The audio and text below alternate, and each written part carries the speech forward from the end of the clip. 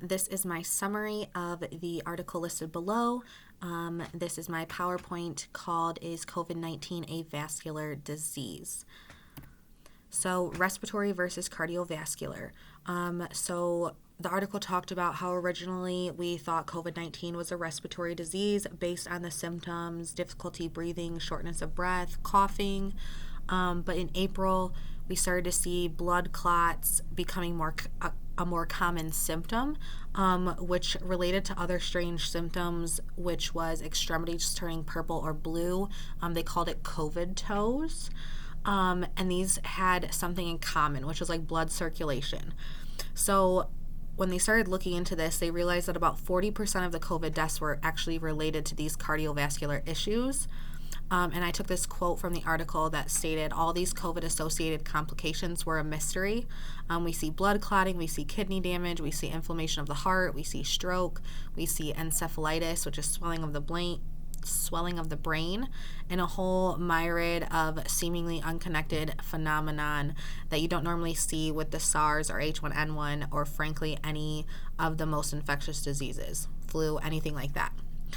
So then they started talking about this vasculotropic virus, which scientists discovered that this virus could infect the endothelial cells, which are the cells that line the blood vessels.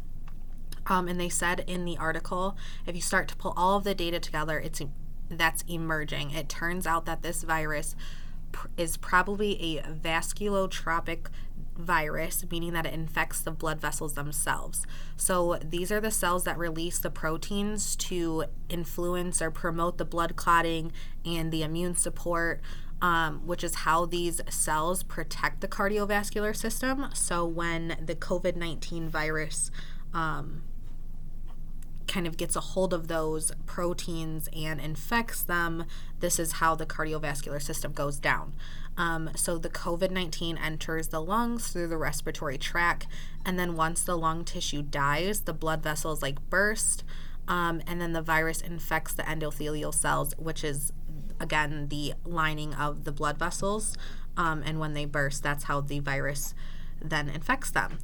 So this seems to be one of the many reasons why people who have underlying issues or already clogged blood vessels to have strokes and heart attacks and blood clotting issues.